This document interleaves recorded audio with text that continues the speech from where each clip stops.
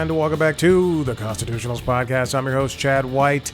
If you did not know, this is the premier podcast for the website cpluscomedy.com. Like I just said, it's a website. Go there. Welcome back into this, the show that everybody loves. Okay. Here we are. Welcome back in. I'm actually getting together a last story, a last minute story. And I'm going to talk throughout the entire time. I'm going to talk throughout the entire time. I think one link is fine. I'm not going to, it doesn't need to be multiple links. I mean, I think it kindly does. What's been going on? What's going on this week? I closed my work laptop 2 minutes early. Don't tell anybody. Don't tell nobody. I closed the laptop early. It's been a long day. People above me took days off, which they deservedly earned, and that led me to being to having to do the work. I was given some guidance on some things, and I saw the list. I'm like, oh boy! But it's for like 3 days worth of work. So today's Thursday, and then it's Thursday, Friday, and Monday. And boy, howdy, today was a day. I'm like sending frantic messages. What does this mean? But try not to sound like a little bitch, because I want to be trusted. Okay, that's enough work talk. This is not LinkedIn Logs, the jobs and business news podcast. Go subscribe to that wherever you get podcasts. Video version on youtube.com/cpluscomedy. Ugh, Jesus Christ. You know what I'm sick of? I'm sick of companies. I'm sick of everything texting me. I don't want anyone texting me. I mean, I want people texting me. I don't want companies or whatever. What is this? Get ready to welcome the Five Stripes back to Mercedes-Benz Stadium. That's, I guess, Atlanta United. What is this? I'm not clicking through. I'm going to report this as spam, and I'm moving on with my life. I don't like this. It pisses me off. I'm also going to mute a group chat.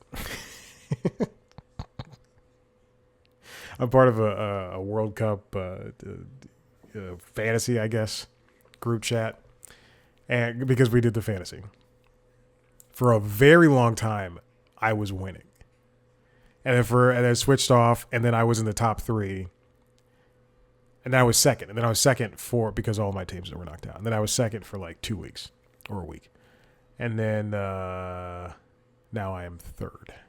Second meant that I would at least keep my money. Now I still lose $20. Could have won $160. I'm pissed. I was number one for the because I was second and then I was number one again. Yeah. Ugh, it's ridiculous. I saw Moana live action remake. I want to say this. I love Moana. I think it is probably my second favorite, if not favorite, Disney. It's probably my top favorite Disney movies. But of the Disney princesses, that movie is definitely one or two. Oh, it's fully storming outside now. I love that movie. Let me paint you a picture. It's Tuesday. It's 3 p.m. It's the middle of the workday. I'm sitting on the couch, laptop in my lap, work laptop in my lap, and then I go, I think I'm going to see Moana tonight. At 3:01, I start Moana the cartoon. Press play. And then I finish it. I finish the work day. The movie starts at 6. And I make dinner. I finish all of that by like 5:45. And then I get off work at 6. So I finish work by 5. I finish all that stuff by 5:45, and I make a plate for dinner, like of food. And then I see that it's 5:45, and I go, I don't have time for this. So I grab a glass Rubbermaid thing container, and I put all the food in there, and I throw it in my backpack, and I get a bunch of snacks because I'm a growing boy. I get a bunch of snacks, and I participate in a lot of sales, so I have a bunch of Perrier's in a can. They don't make glass bottles anymore, so I grabbed a Perrier. I put up a water bottle. Always have extra water. I have always a water bottle when I bike, and then it's 5:40. It's like all that happens at 5:45, and I'm about to. And I already bought my ticket. I'm about to leave. I open the front door, and it's pour. Like when I say pouring, I mean it is just like drenched outside. I could easily drive to my local AMC, but I know it would take me at least in this rain, and I have to cross over what I know is going to be a very, very, very busy street. I'm just gonna ride my bike as I planned. I switch out of my shorts and my short sleeve shirt, and I throw on a different shirt and a rain jacket and jeans. And then as soon as I open the door, the rain starts letting up, and I go, "Thank you." I don't mind that I change clothes. I don't care. I don't care that I'm hot and I'm sweaty. I don't care. Also, the dinner is like heating up my bag.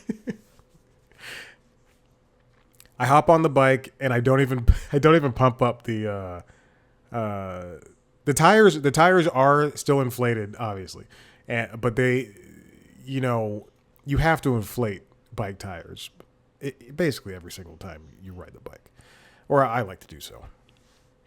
And I don't even put air in them. I throw my phone on the thing, and I'm like, all right, let's go. I gotta go. I leave by like 5:50.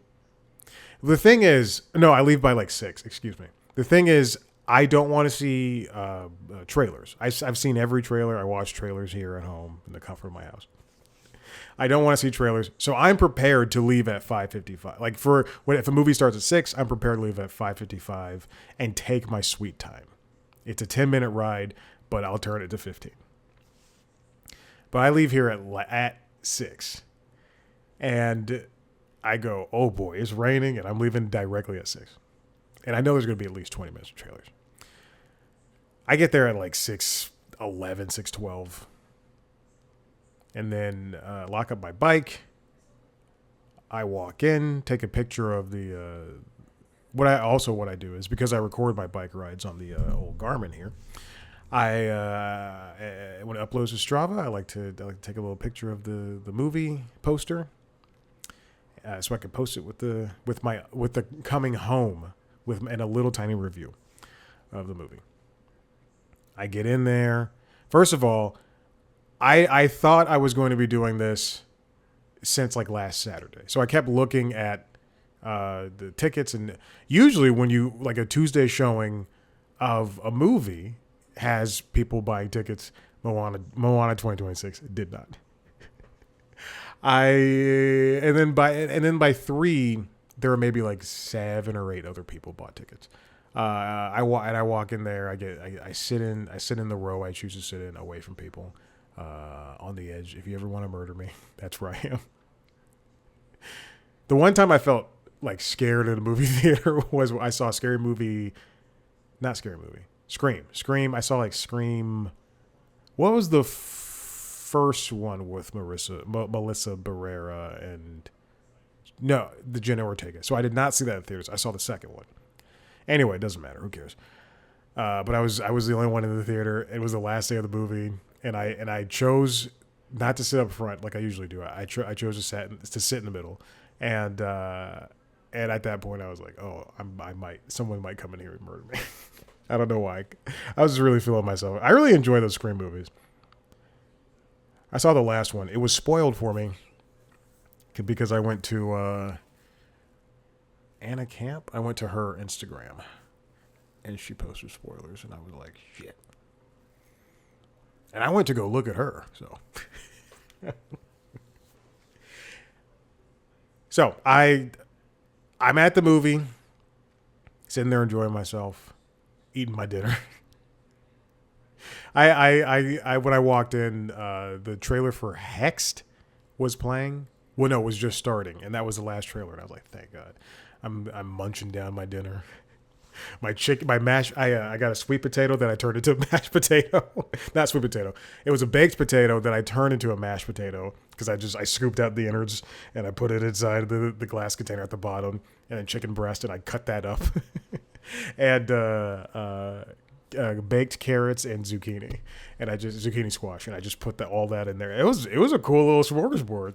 Tonight's is going to be because today was such a hectic day at work. I just you know. It's going to be a little bit more hectic of a dinner. It's cooking right now. Anyway, I unfortunately, because these movies, this is the 10th anniversary of Moana, and there's so much crossover with the original one that people couldn't really miss Moana. Whereas Beauty and the Beast came out 20 some odd years. Beauty and the Beast was in the early 90s. So it coming out in like 2018? I don't know. I remember. And I choose not to look it up.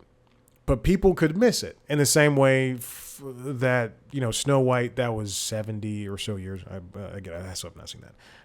Little Mermaid, I still have not seen that either. Lion King. Lion King sucks. I hate Lion King. But people had time to miss that. With Moana, and then now next year or the year after that, Tangled, there's not enough time between these movies. So why are we doing this? And it makes me think that Tangled will be the same one. But the problems with Moana live action stem from directly starting with the screenplay. Jared Bush wrote the original Moana 2016 screenplay. He also wrote the screenplay for Moana 2026. And when I say wrote, we are using lowercase w. Because let me tell you, if there are differences between the scripts, they're minuscule. Obviously, Dwayne Johnson is in this.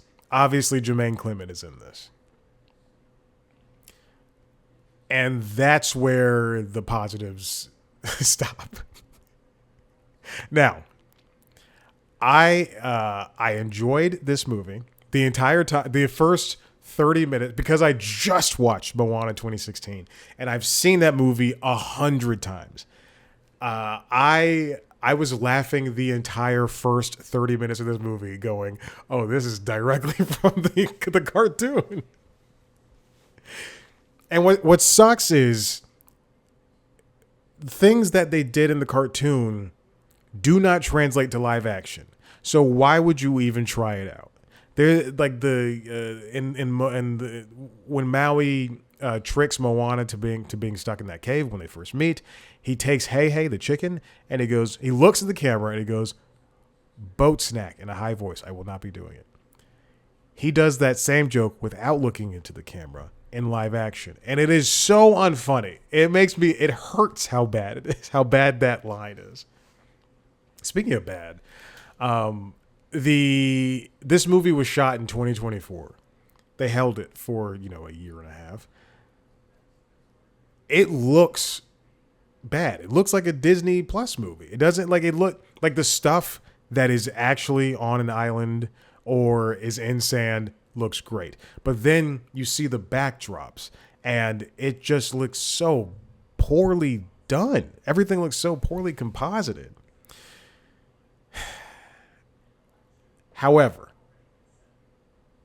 I'm too attached to Moana 2016 that I am willing to allow this movie to exist.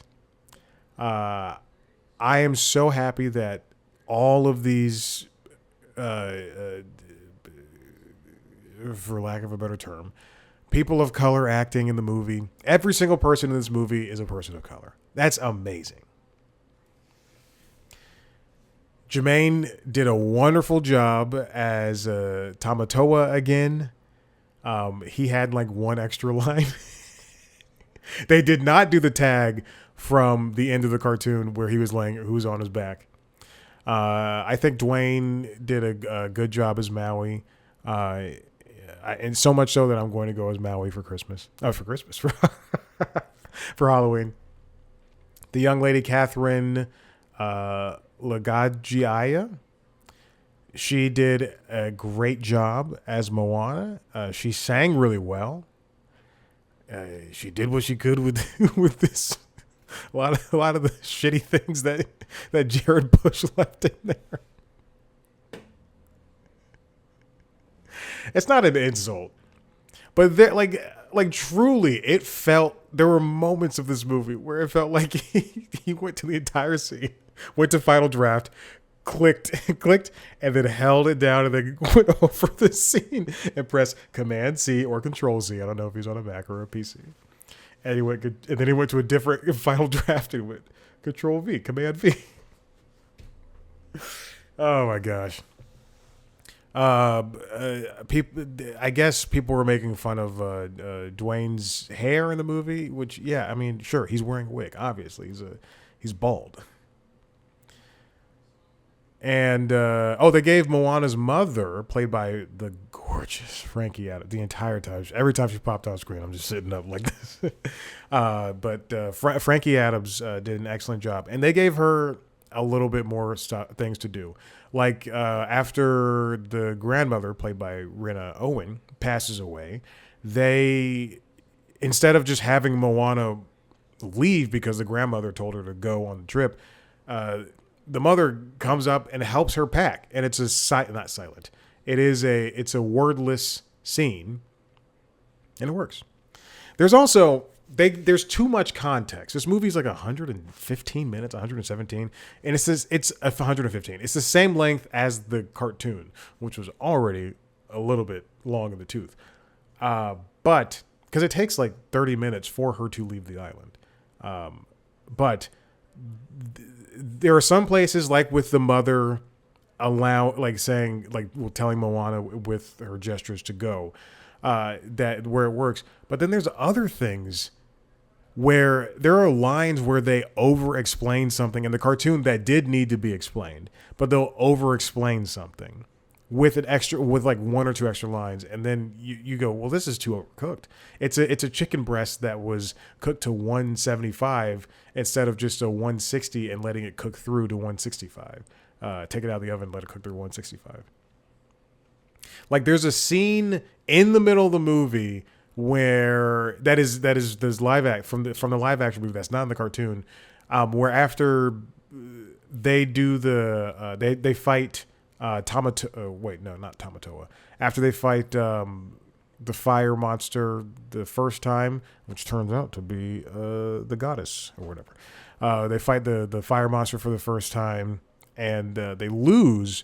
It cuts back to the island, to Moana's island, and her dad, played by John Toohey, he's like walking around looking at like all the devastation from the dying trees, the coconuts and all that stuff, and he's like, and it's like a 30-second scene, but it's unnecessary. And he walks around, he's like, oh, and then he climbs to the top of the cliff, and he looks out over the sea, and he's like, oh, and then it cuts away. Oh, there's also, watching the cartoon right before the live action, I always think, why the grandmother didn't have to die, and then they give that context too. The Rena Owen, God bless her, after Moana, like at night, right before Grandma Tala dies, when she and Moana are on the beach, and then she's like, "Let me go show you what's in this cave," and she walks up, she climbs a mountain to this cave, she's already like dying. Like it's Moana's fault. It's the Moana's fault because her grandmother took her to this damn cave. She's like, you go inside. Oh my gosh. This movie did need to be made. But it was so great to see the music in live action. You're Welcome works in live action. I didn't think that, like, when seeing that, I did not think it was going to work. How Far I'll Go, reprise. I'm just naming my favorite songs. That worked in live action. We Know the Way. We Know the Way worked so well. Is that what it's called? Where You Are, How Far I'll Go. Yeah, We Know the Way. Yes, We Know the Way worked very, very well. That translated excellently. I guess both reprises worked. Keep going. I Am Moana worked. I love that song. And it was nice to hear along the way the new song. I sat through the credits to listen to that. That was great. And then I got up and everybody was gone. The people cleaning the thing were like waiting there. I'm sitting there with like my backpack on. Anyway, I liked it. I wanted to support these people of color in this movie. And while it was pointless, I still enjoyed it. And did it make me... Do I own other live action Disney movies? I do. Did it make me want to go and watch them? Oh, gosh. Oh, no, what's going on? Auditions, primary temp volume. Okay. I guess I have to delete some stuff. Hold, please. All right, I just emptied the trash. And, what? Oh, my God. I had so much memory. Why did that happen? Okay, let's move on, because I have a lot of stuff to talk about. Whew. I'm looking at an email right now from something about Netflix. Okay. Let's do this story. This comes from 9 to 5 Google. Remember, I will only link to sources I see first. Don't pop up. Written by Ben Shun. OnePlus officially shuts down in the U.S. and Europe, but not India yet. OnePlus is what it used to be was a budget phone maker that was an option instead of Samsung phones like the one I have here or the Pixel phones from Google or Jesus. Something happened outside. HTC, whatever. This is a Motorola. This is a budget phone. It used to be a budget phone that allowed people to just, have a different OS and on top of Android or whatever. And they were nice phones. And eventually over the couple of years, they've been around for what, 7, 8, 9, 10 years. But over the past years when they've been around, they've become I wouldn't say low budget. They were mid-budget phones, too expensive phones. And now OnePlus has announced that they are shutting down operations in the U.S. and Europe. They posted on their community forum this morning saying that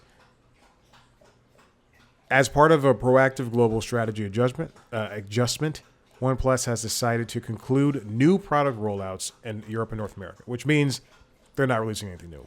They're still available in India as of this, but for the foreseeable future, they will no longer be making phones for Europe and North America.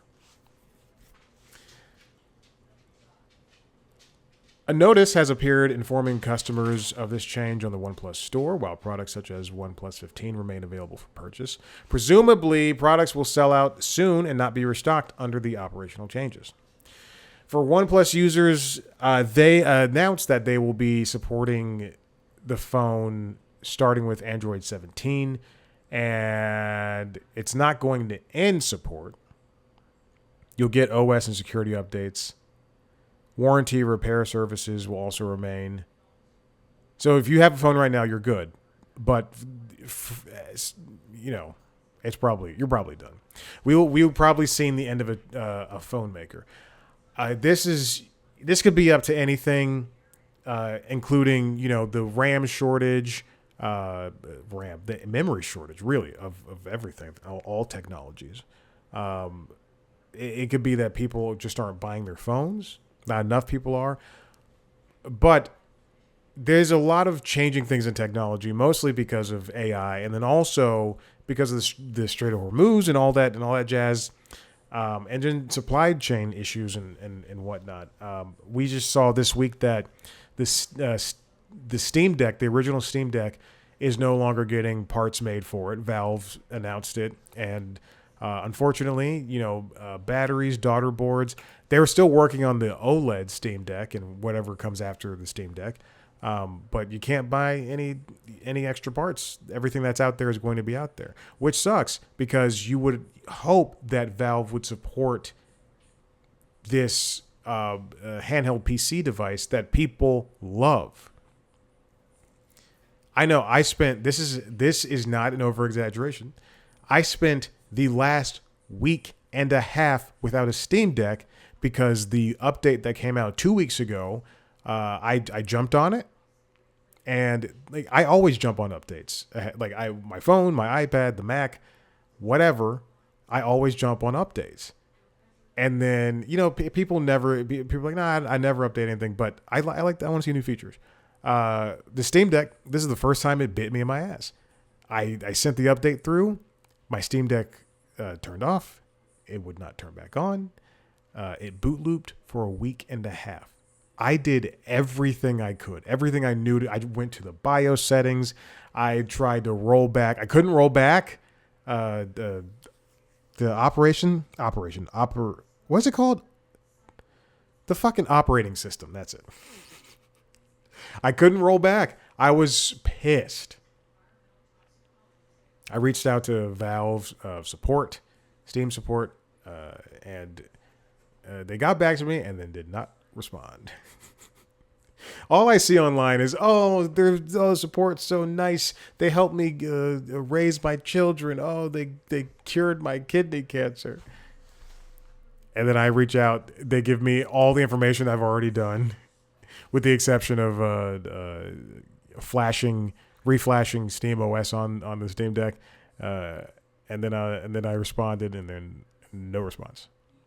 But then one day, I kept like once a day for 10 days. I kept going, or 12 days was 12 because it came back online on Monday.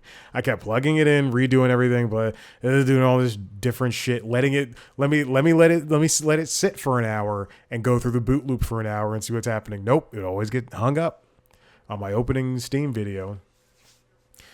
And then I did it Monday and it just turned on. I was like, God damn it. Oh my gosh. All right, let's move on to the next story. This comes from The Hollywood Reporter, written by Boris Kitt. Marvel Comics to leave New York and move staffers to LA as part of major overhaul. This is bad news. This is just not good. Marvel's been in New York forever. 90 years. 90 years. Everybody's going to have to move to Burbank, California, which is the current headquarters of Marvel Studios and corporate parent, the Walt Disney Company. I believe they just got a new boss, right? The Marvel Comics. Yes, they did. Steven Wacker is replacing CB Cebulski. It is it's really unfortunate to see Marvel Comics leave stake in New York. One, that does not help New York's profile for just making things, and the next is Marvel Comics have already been homogenized in such a way that they truly only connect with the movies and the TV shows now, which sucks because there's a lot of stuff before this and during the early years of the Marvel Cinematic Universe, where we would get great stories like House of M and X-Men versus the Avengers and Civil War and whatever you saw in the Civil War, Captain America Civil War movie is not the Civil War that is that I read in the comics that I have over my bookshelf right now. I love that comic because it was such a great story. I like Civil War. I plan on reading House of M this summer. I promise. And I also like Identity Crisis from DC. That is a very, very adult Justice League story that I don't think a child should read. It is so adult. Some Law and Order SVU type stuff. So leave that in your head. This is again, it is giant. It's a huge move. Stan Lee, Jack Kirby, Steve Ditko. That's where this Marvel Comics began. That's where all of the superheroes live. Can you imagine if all the superheroes lived in Los Angeles, in Burbank, California? Spider-Man can't swing down there. I think there's a comic where Spider-Man was in the suburbs and he tried to swing away. I swear to God, this is like a real thing. He tried to swing away and it just... And he also has to, Spider-Man has to take a bus when he goes out of the city. Could Spider-Man be here in Atlanta? No, I don't think so. Could Batman be here? Could Batman be... I'm thinking of heroes who have to drive cars. Could Batman be in Atlanta, Chicago, New York City, or Los Angeles? Very traffic-laden cities.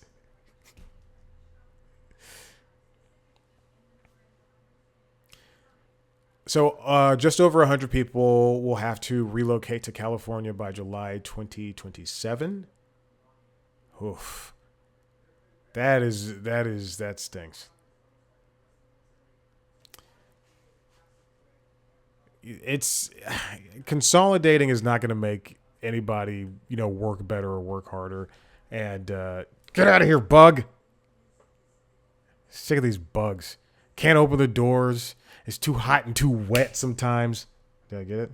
No. All right. Let's move on. This comes from 35 minutes. 33 minutes, excuse me. This comes from The Wrap. It's written by AJ Katz. Paramount investors sued David and Larry Ellison over, should have said Larry and David, over alleged Trump side deal. Also, I'm watching that Larry David Obama sketch show on HBO Max. I like it. It's very fun. It's just Larry David, as different historical figures participating in different historical events. I like it. There's nothing like it. And it's pretty much exactly what I expected. The complaint alleges the Ellisons concealed promises to overhaul CNN to help secure approval of Paramount's proposed WBD acquisition. Now, remember, the $110 billion acquisition of Warner Brothers Discovery by Paramount Skydance was more or less approved before it was even negotiated.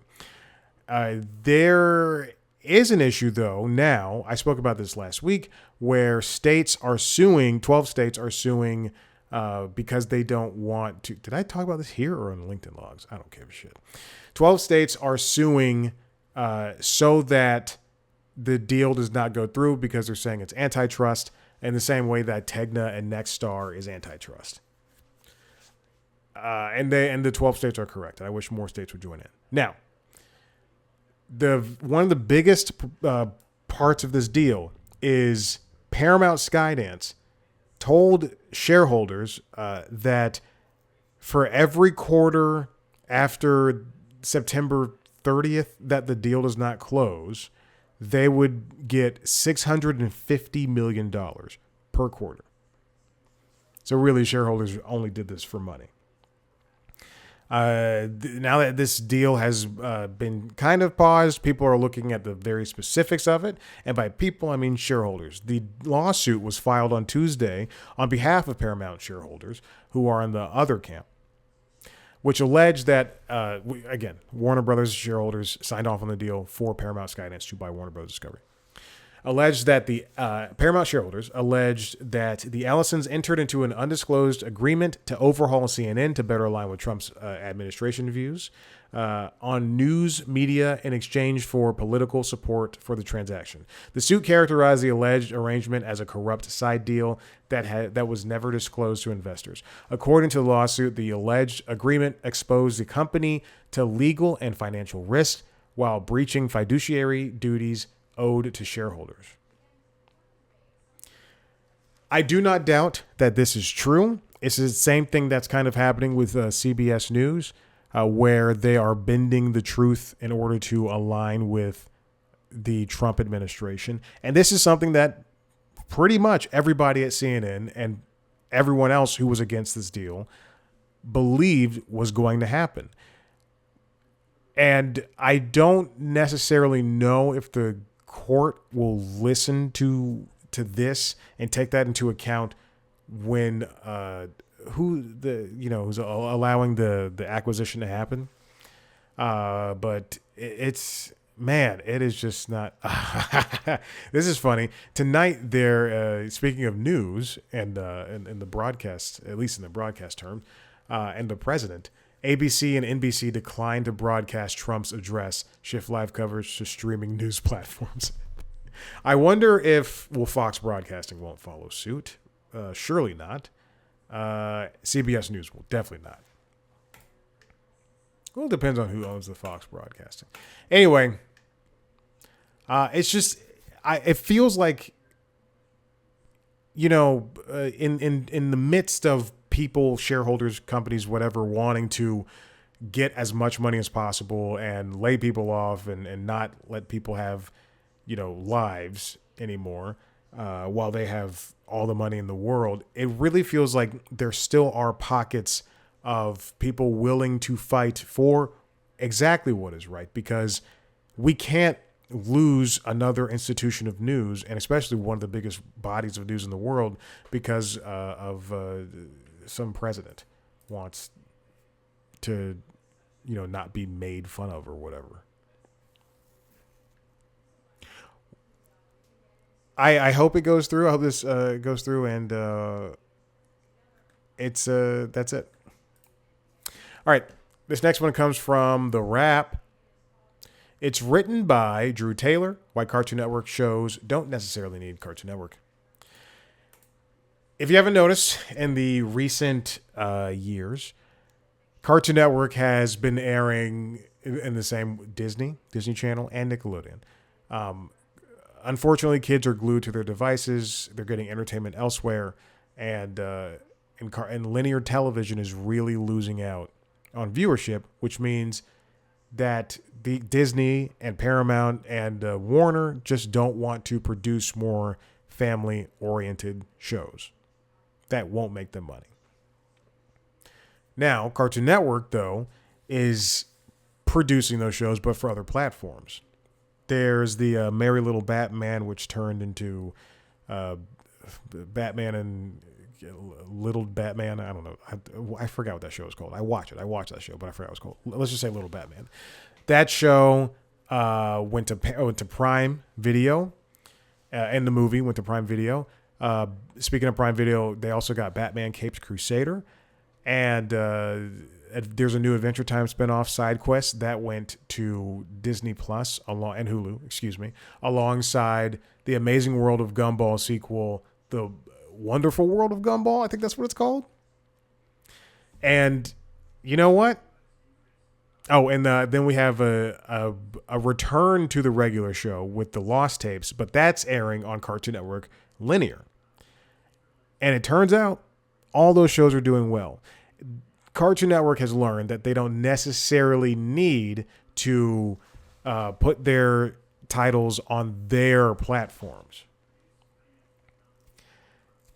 The writer of this piece, Drew Taylor, sat down with Sam Register, who is a big head over at Cartoon Network. He started at Cartoon Network in 1994. Now it's a long piece, and quite frankly, there's not a lot of if you don't know the story, then you're not going to learn a lot. But there's some great stuff that Sam is quoted on saying later on in the last half of this piece, especially considering that he talks about how well the Batman the Cape Crusader and the wonderfully weird world of Gumball have done on other platforms, and it's great that those numbers, those shows can get numbers. According to a person familiar with this viewership data, within the first 28 days of the premiere of the wonderfully weird world of Gumball, the show ranked as number one kids animated series on Hulu as the number one kids and remained within the top 1% of titles across major SVODs. Nearly 3 million total viewers watched 11 million hours within its first 28 days. The regular show, The Lost Tapes, did solid numbers with more than 600,000 total viewers and 1.2 million hours viewed in its first 2 weeks alone.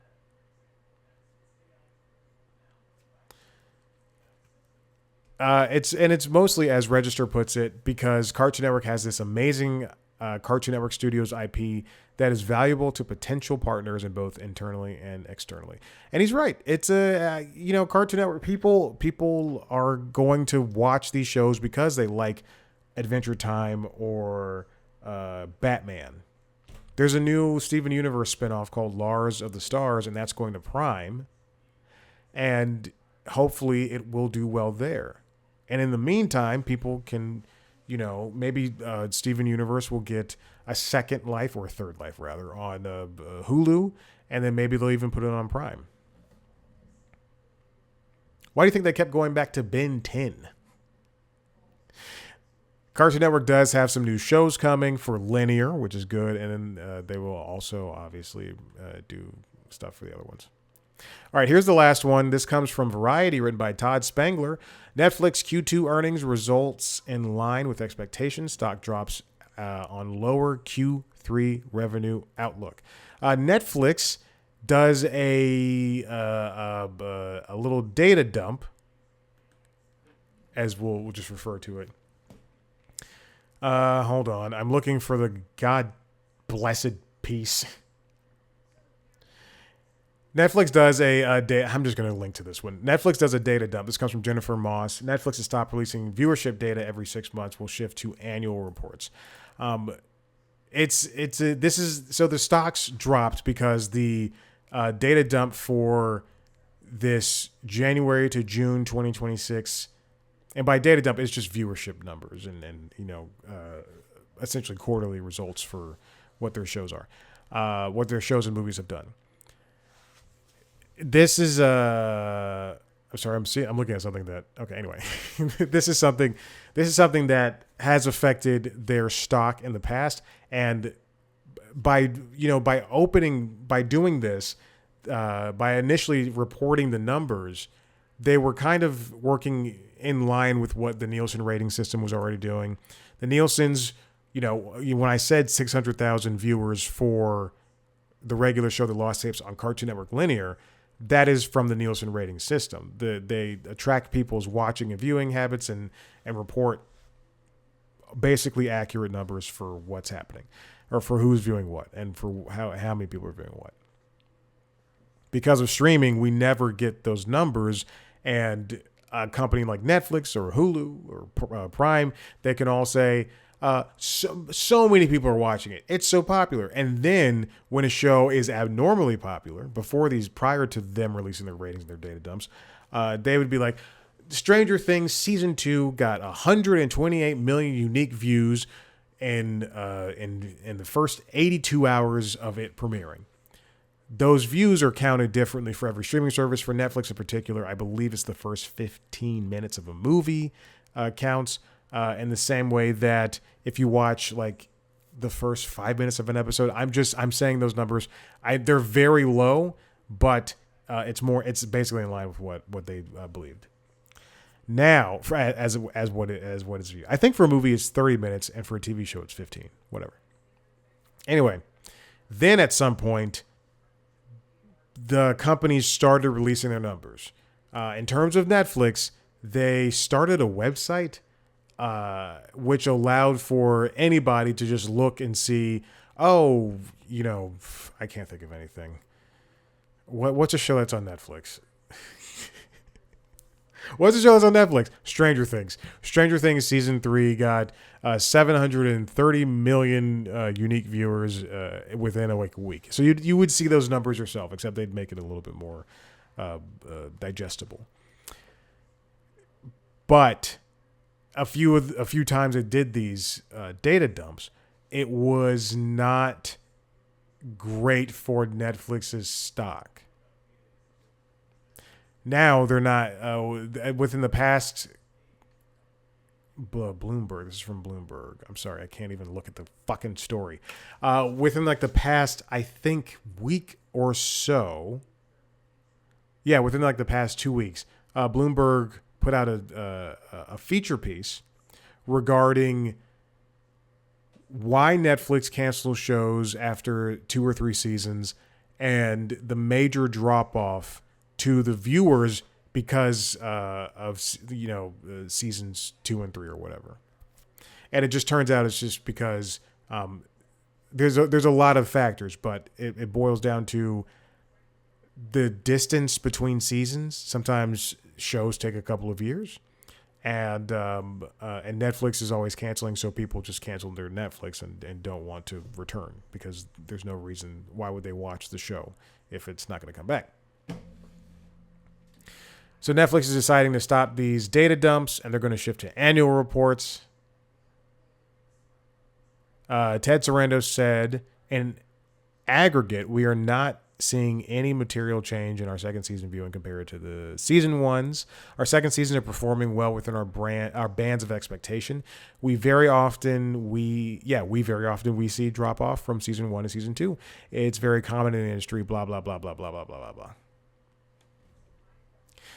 Now that, going back to the stock, and also with with subscribers and everything, Netflix for Q3 said expects revenue growth of 11.7% to $12.86 billion, undershooting analyst estimates, which had pegged the numbers at around $13 billion.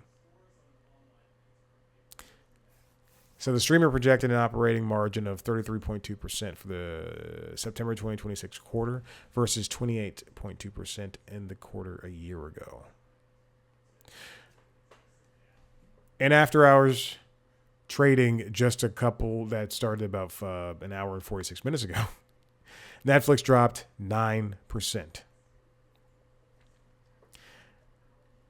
What can Netflix do to combat this drop? Well, they've already they had a big boost from the ad-supported Netflix tier, and also bringing in sports. They have not included the video podcast numbers inside of their regular numbers just yet for viewership.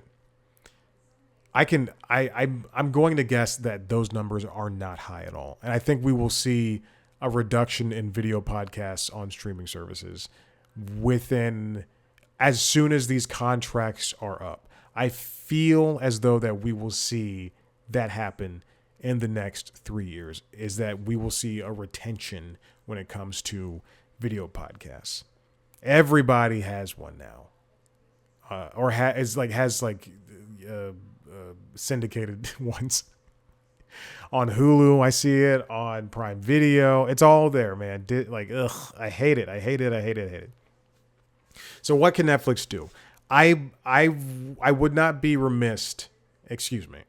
I would be remiss if Netflix did not. I believe I spoke about this last week. Introduce some sort of live streaming element. I'm not just talking about sports or news, but I'm talking about channels. In the same way that Disney Plus has ABC News, The Simpsons, a kids channel, a Marvel channel, a superhero channel. Excuse me. They should have a Star Wars. They have so many brands. Why don't they have more channels? I guess I don't want to dilute everything. I watch the Simpsons channel every single day, though. I'm not kidding. And then in the same way that Pluto is free, Tubi has some free streaming channels and all that stuff. I would be interested in seeing Netflix introduce some sort of freemium thing, and if not freemium, I could definitely see them do live channels in the same way that Paramount Plus does live channels, but they're all going to be themed. I would think that acquisitions are maybe putting a little damper on them, and I said this years ago. They should stop acquiring things. They should just Netflix should just be its own thing. Like make your own movies and your own shows in the same way that Fox Broadcasting now does. Everything on Fox Broadcasting is owned by Fox corporate. And I understand why Netflix does not do that. But I would just let the other streamers fight over, Friends and Seinfeld and all that stuff, instead of you spending $70 million for 2 seasons or whatnot. Anyway, which is a drop in the bucket for them. But I could definitely see that. But they kind of did this themselves. They're the market leader and they price themselves as such. And people are seeing that it's not as important to have Netflix because the shows and the movies just aren't that good. It's bland. They're all bland. So why don't I just spend my hard-earned money elsewhere? And that's why, that's why that's part of the reason why the ad-supported Netflix was introduced. Okay, well, here's an $8 thing for people to have on top of their HBO Max and their Hulus and their Peacocks and their Prime Videos and their Disney Pluses. But I think just people are turning elsewhere, and a lot of people are juggling the streaming platforms. And then there's people like me who own a bunch of movies and TV shows, physically and digitally. And we can just, I can just go, I'm going to watch Shrek 2 tonight. And I'm going to put on Shrek 2. And not have to worry about commercials or watching it in a certain quality because I have an ad-supported streaming platform. Because I own Shrek 2. Guess who just bought Shreks 1 through 4? Did I already own the DVDs? You better believe. But I said, hey, in preparation for Shrek 5, I got to buy these movies. Oh my God. This is why I'm single. It is, Netflix pricing themselves at $30, making them trying to make themselves seem like they are HBO has really shot, it's a shot in the foot. It's of their own doing, of their own hubris, them saying that, hey, we are the leading things, and having people drop them and stock go down because it just does not seem like it's worth it anymore. I do like Netflix, but man, I have to find myself a reason to go there and watch things. And when you have shows that you put your entire weight behind, like this new one with Will Ferrell called The Hawk, the golfing thing, and then you have he's at events, he's as the character in different places, in a way that I don't remember seeing from Will Ferrell. But then, you have reviews come out, the embargo breaks at noon, and all of these reviews come out and say that the show is not good. That doesn't help you. They said Swapped, with the Michael B. Jordan, Juno Temple movie, was their second most watched animated movie of all time. But in the end, that doesn't mean much because it didn't get the boost that K-pop Demon Hunters had. And they only hit well with K-pop Demon Hunters because a different company, Sony, was behind it. For Netflix to thrive, because there's no question that it's going to survive. If any other, the next streaming service that will die will be Peacock. I cannot see Peacock lasting. If Peacock is around in 2 years, and I really want to say next year, no offense to Peacock. It's got some great shows. The Burbs, Ted, R.I.P. to Ted. And I just bought Brooklyn Nine-Nine digitally, so that's one less thing for me to rewatch on Peacock. I will say this. The Moment Superstore is at a price that I can buy it. For Brooklyn Nine-Nine, I think that was $25. The Moment Superstore hits $25 or $20. Peacock's gone. Peacock is out of my life. I record SNL on YouTube TV. I'm golden. I watch SVU and Law and Order and all that stuff. No, I'm fine. All right, I'm done. Listen. Judge denies preliminary injunction in Paramount Warner Brothers consumer lawsuit. Wow. Listen, if you like what you heard here, head to the website, cpluscomedy.com, where you can see everything I've done.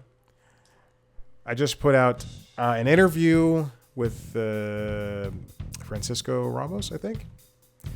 And here's a trade secret. I was supposed to have an interview with somebody else, and they did not show up on Wednesday. Anyway, so check that out. You can watch a video version of that interview as well as the other interviews under the interviews. And Late Night Late, the Late Night Show, and LinkedIn Logs, or Jobs and Business News podcast. We're on youtube.com/peoplescomedy.